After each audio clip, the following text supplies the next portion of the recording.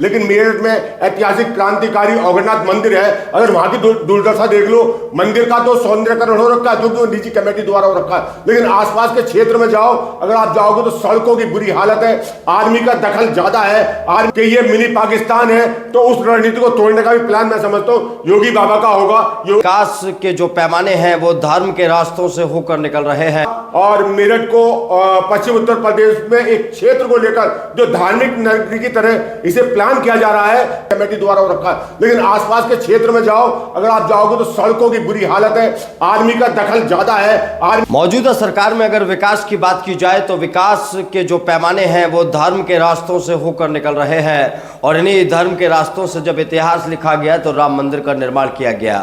अयोध्या में एक ऐसा सर्किट बनाया गया जहां पर भगवान राम के मंदिर के दर्शन जो श्रद्धालु हैं वो बहुत अच्छे तरीके से कर पाएंगे।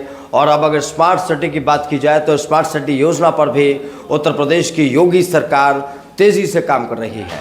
इस बार जो प्लान बनाया गया है उस प्लान में उत्तर प्रदेश यानी कि पश्चिमी उत्तर प्रदेश के लिए बड़ी खुशखबरी है।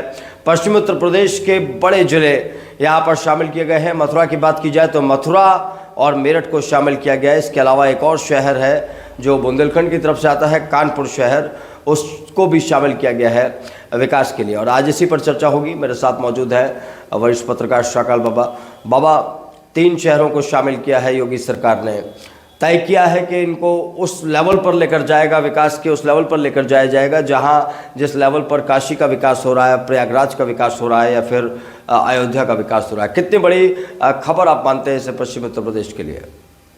देखिए बाबा, बात यह है पश्चिम उत्तर प्रदेश के लिए बहुत बड़ी खबर है, क्योंकि जिस प्रकार से उत्तर प्रदेश सरकार, योगी सरकार ने कहा अयोध्या सजाया, अब मथुरा सजाएंगे, तो यानी कि मथुरा वृंदावन को सजाने का एक माध्यम बना दिया है योगी सरकार ने। जिस प्रकार से कानपुर और मेरठ की क्रांतिकारी धरा जो ऐतिहासिक है, जो 1857 की क्रांति की धरा रही है, उसको लेकर, कानपुर को लेकर, मथुरा वृंदावन को लेकर एक योजना बनाई जा रही है। जिस प्रकार से योगी सरकार की योजना जो है बहुत अच्छी है, कहीं ना कहीं इस क्षेत्र का विकास होगा, कानपुर का हो, मथुरा वृंदावन का हो या मेरठ को, और व्यापार और टूरिज्म और कहीं ना कहीं बढ़ेगा। देखिए, अगर हम मेरठ की बात की जाए तो इस वक्त हम अपने पश्चिमी उत्तर प्रदेश के स्टूडियो में बैठे हुए हैं, मेरठ में जो मौजूद है। और मेरठ के विकास की बात की जाए तो मेरठ में मेट्रो पहुंच चुकी है। आज मेरठ में ऐसा प्रतीत होता है कि आप दिल्ली, नोएडा जैसी तरीके जगह पर बैठे हैं। तो ये बाबा, ये विशेष ध्यान है उत्तर प्रदेश के मुख्यमंत्री योगी आदित्यनाथ का, योगी बाबा का मेरठ की तरफ। ऐसा किस वजह से आप देखते हैं? क्या क्या इंटरेस्ट है योगी बाबा का इस तरफ? देखिए, योगी बाबा धार्मिक बाबा हैं और योगी बाबा जो है उत्तर प्रदेश की राजनीति को भी बखूबी जानते हैं। जिस प्रकार से पश्चिम उत्तर प्रदेश की राजनीति को कहा जाता है, पश्चिम उत्तर प्रदेश में कह दिया जाता है कि मिनी पाकिस्तान कह दिया जाता है या इस्लामाबाद, इस प्रकार से कहा जाता है। तो उस प्रकार की जो रणनीति को तोड़ने का भी ये प्रयास योगी सरकार का है। जिस प्रकार से मथुरा और मेरठ को पश्चिम उत्तर प्रदेश में एक क्षेत्र को लेकर जो धार्मिक नगरी की तरह इसे प्लान किया जा रहा है, तो जो पश्चिम उत्तर प्रदेश में कहा जाता था ना कि ये मिनी पाकिस्तान है, तो उस रणनीति को तोड़ने का भी प्लान मैं समझता हूँ योगी बाबा का होगा। योगी बाबा जो पूरा जो प्रदेश है राम में करना चाहते हैं और वो धार्मिक स्थल बनाना चाहते हैं। कहीं ना कहीं उत्तर प्रदेश में टूरिज्म भी बढ़ेगा। और मेरठ की बात करो तो मेरठ में इतना, मतलब मेरठ से सीधा प्रयागराज से लेके, लखनऊ से लेके, बॉम्बे से लेके, दिल्ली से लेके मेरठ में बहुत सारी योजना सरकार बना रही है। मेट्रो हो या यहाँ से सीधे सीधे हाईवे जो है, यहाँ से लेकर पूरे हिंदुस्तान से बाहर भी जा सकते हैं मेरठ में। आज जो है उत्तर प्रदेश सरकार और केंद्र सरकार ने ऐसी योजना बना दी है। बिल्कुल, अगर दोस्तों मेरठ की बात की जाए तो चारों तरफ से मेरठ हाईवे से घिर चुका है। अलग अलग जगह जहाँ से भी आप उतरेंगे वहाँ आपको एक नया एक्सप्रेस वे मेरठ से कनेक्ट होता हुआ मिलेगा। तो इस दिशा में केंद्र सरकार की तरफ से भी बढ़िया काम चल रहा है। जैसा शाकाल बाबा जिक्र कर रहे हैं कि राममय करने की जो तैयारी है योगी आदित्यनाथ की, वो चल रही है उत्तर प्रदेश को। और इस दिशा में अगर मैं मेरठ की बात करूं तो मेरठ का जो नाता रहा है, रावण की ससुराल रहा है मेरठ। और रावण, आप जानते हैं कि जो रामायण है उसका मुख्य किरदार रहे हैं। मंदोदरी यहीं से आती थी, मेरठ से ही। मेरठ में ही वो तालाब है जहां मंदोदरी स्नान किया करते थे। दूसरी तरफ महाभारत का अगर जिक्र किया जाए तो महाभारतकालीन नगरी हस्तिनापुर यहीं पर है। जम्बूद्वीप जो पूरे भारतवर्ष की राजधानी हुआ करता था, अखंड भारतवर्ष की, वो भी यहीं पर मौजूद है। वो लाक्षागृह यहाँ पर मौजूद है, वो तालाब यहाँ पर मौजूद है। तो बाबा शायद इसीलिए जो धार्मिक पहचान वाले जो क्षेत्र हैं, जहाँ सनातन संस्कृति यहाँ पर मौजूद है, इसके साक्ष्य मौजूद है, उनकी तरफ विशेष ध्यान है योगी आदित्यनाथ का। देखिए, मैं तो उनकी नगरी से जो श्री राम कहा जाता है, जिनसे जो मेरठ के सांसद हैं, उनको भी ध्यान देना चाहिए। मेरठ का जिस प्रकार से आपने जिक्र किया, रामायण काल से जुड़ा हुआ जो मंदोदरी मंदिर है, यानी कि बिल्लेश्वरनाथ मंदिर है जो कैंट के अंदर है, उस पर भी ध्यान देना चाहिए। ऐतिहासिक पुराने स्थल है ये, लेकिन जो जिस प्रकार से मेंबर ऑफ पार्लियामेंट सांसद जो बने हैं, उनसे भी हम निवेदन करते हैं। उत्तर प्रदेश की सरकार, योगी सरकार तो कर रही है, लेकिन मेरठ में ऐतिहासिक क्रांतिकारी अवगढ़नाथ मंदिर है। अगर वहां की दुर्दशा देख लो, मंदिर का तो सौंदर्यकरण हो रखा है, जो निजी कमेटी द्वारा हो रखा है, लेकिन आसपास के क्षेत्र में जाओ, अगर आप जाओगे तो सड़कों की बुरी हालत है।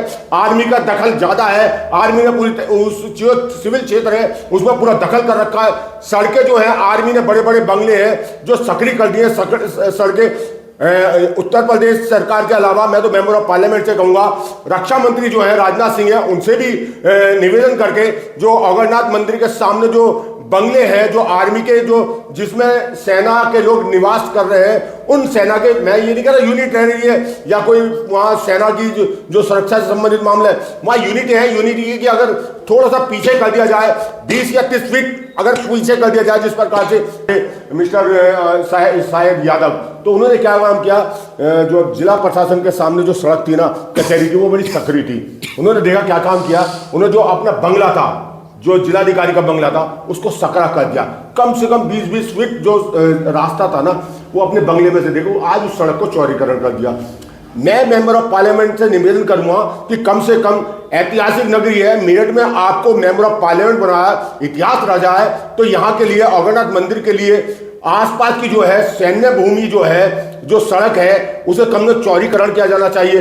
पार्किंग की व्यवस्था की जानी चाहिए, लाइटिंग की व्यवस्था की जानी चाहिए। जिस प्रकार से अयोध्या, काशी, मथुरा की बात कर रहे हो, तो मेरठ का जो अवगढ़नाथ मंदिर है बड़ा ऐतिहासिक है, इसके लिए योजना बनाई जानी चाहिए। अब लेकर आ तो रहे हैं योगी जी, ये जो आप सारी बातें कह रहे हैं, मुझे उम्मीद है जल्दी अगले एक साल में जो तमाम चीजें हैं, मैं तो ये कहूंगा, योगी जी लेकर आ रहे हैं, वो मेरठ के लिए लेकर आ रहे हैं, वो प्लान कर रहे हैं, लेकिन मैं तो मेंबर ऑफ पार्लियामेंट से कहूंगा कि योगी जी का काम एक अलग होगा, लेकिन केंद्रीय सरकार का जो है, रक्षा मंत्री का इसमें दखल होगा, जिसमें मेंबर ऑफ पार्लियामेंट इसे कर सकते हैं। अवगढ़नाथ मंदिर के सामने जो सड़क है, उसका चौड़ीकरण किया जाना चाहिए और सौंदर्यीकरण होना चाहिए। सौंदर्यीकरण, स्मार्ट सिटी बनाया जाएगा मेरठ को, और जब ये सीएम योगी आदित्यनाथ की योजना जब काम करेगी, तो सांसद को भी काम करना पड़ेगा, विधायक को भी काम करना पड़ेगा, मंत्री को भी काम करना पड़ेगा।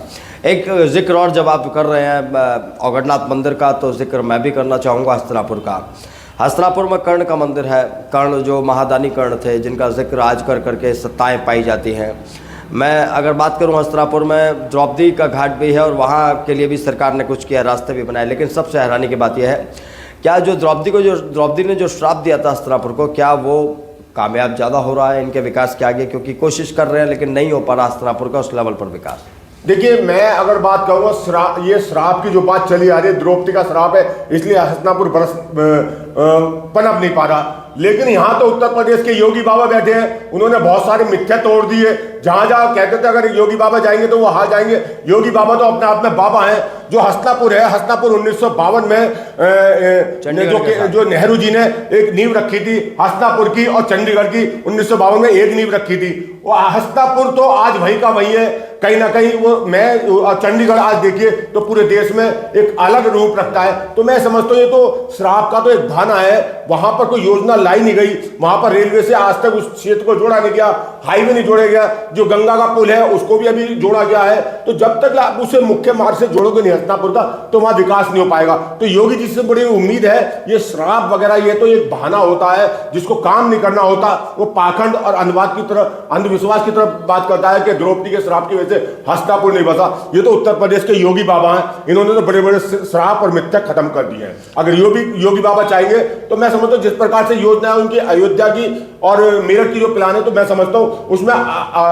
हस्तिनापुर हो या अवगढ़नाथ हो, जो धार्मिक स्थल है, उसमें मैं समझता हूँ कि उनकी प्राथमिकता सबसे पहले होगी। तो हस्तिनापुर का भी उद्धार कहीं ना कहीं होगा।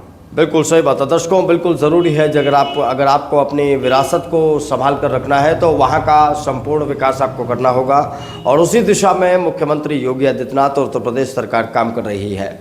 ऐसे में मेरठ एक नई बुलंदियों को छुएगा, आपका कानपुर भी नई बुलंदियों को छुएगा, आपका मथुरा भी नई बुलंदियों को छुएगा और इन तमाम मुद्दों से जुड़ी खबरें हम आप तक पहुँचाते रहेंगे। फिलहाल इस चर्चा में इतना ही, आप बने रहिए हमारे साथ। नमस्कार। नमस्कार।